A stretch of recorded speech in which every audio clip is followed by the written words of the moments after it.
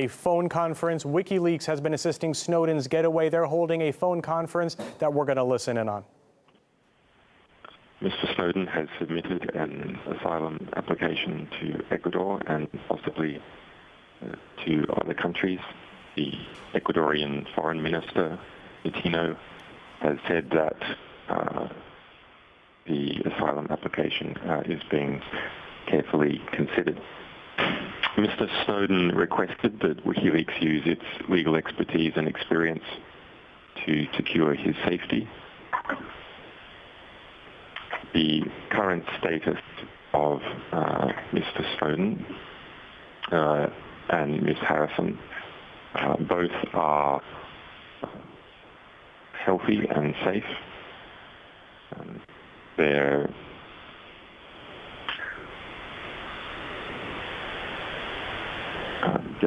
both are healthy and safe, and they are in contact with their legal team. I cannot give further information as to their whereabouts or present circumstances, other than to say that the matter is in hand. Today, we have seen a range of extreme bellicose statements from the US administration attempting to bully Russia and other nations from facilitating Mr. Snowden's asylum.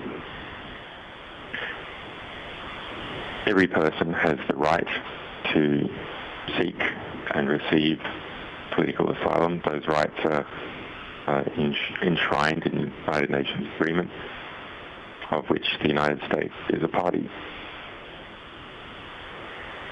It is counterproductive and unacceptable for the Obama administration to try and interfere with those rights. It reflects poorly on the US administration, and no self-respecting country would submit to such interference or such bullying by the US in this matter.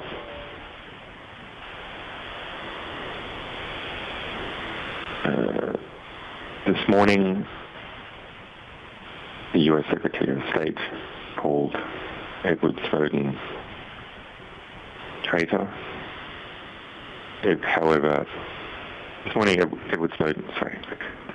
the US Secretary of State called Edward Snowden a traitor. Edward Snowden is not a traitor. He is not a spy. He is a whistleblower who has told the public an important truth.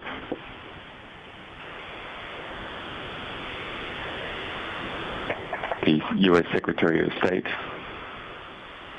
is wrong in law.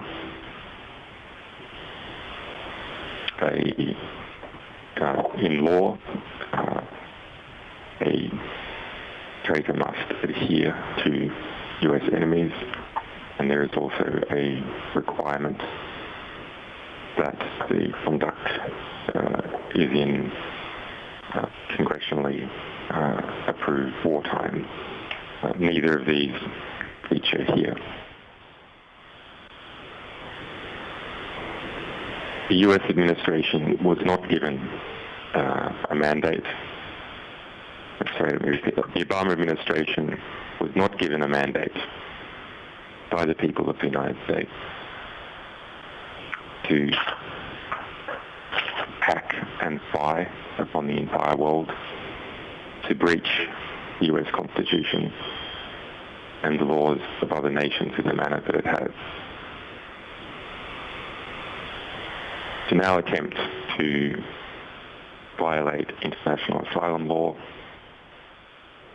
by calling for the rendition of Edward Snowden further demonstrates the breakdown in the rule of law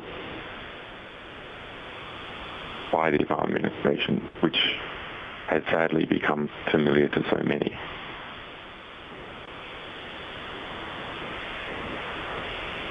Let us not forget that today, while Edward Snowden is seeking asylum, the young soldier Bradley Manning is on trial for telling us the truth. Edward Snowden and Bradley Manning, unfortunately, are not anomalies. Their prosecution is part of a pattern of misconduct, part of the Obama administration's war on whistleblowers. The use of the 1917 Espionage Act against journalistic sources by the Obama administration must be condemned. The Obama administration has now pursued 8 journalistic sources using the Espionage Act. That is more than twice of all previous presidents combined, stemming back to 1917. The Obama administration hopes to erect a new interpretation. A new interpretation of law which define journalistic sources as spies. And that is not acceptable. If such a precedent is permitted, it will result in the complete destruction of national security journalism within the United States. And already serious national security journalists are speaking about how their government sources are too scared to reveal government misconduct in the national security sphere.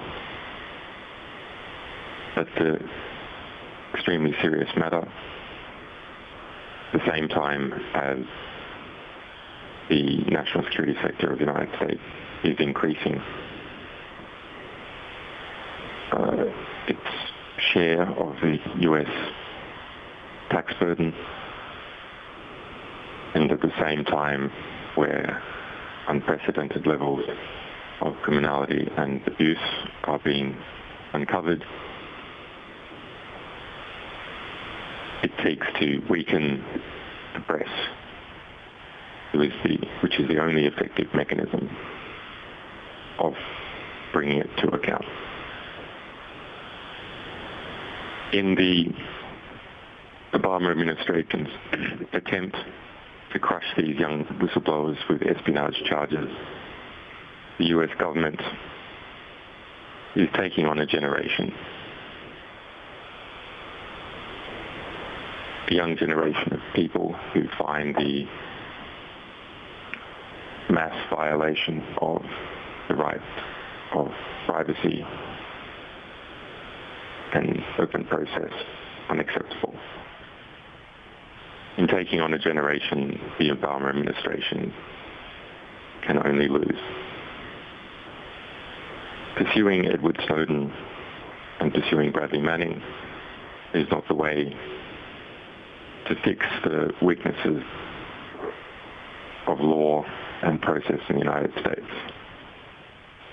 The only way to fix these are to change the policies, to stop spying on the world,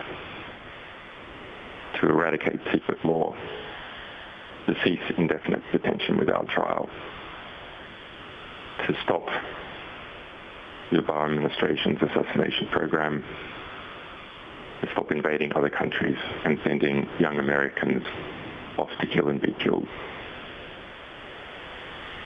It is these problems which are stimulating national security whistleblowers to come forward. The Obama administration doesn't want government sources to speak to the press. It should stop engaging in conduct which is so outrageous as to cause them to come forward. The charging of Edward Snowden is intended to not... Sorry, let me begin again. The charging of Edward Snowden is not a matter of justice. It is an attempt to intimidate any country that might be considering standing up for his right to tell us all the truth. Such behaviour must not be tolerated and will not be tolerated by any self-respecting nation or by the press at large.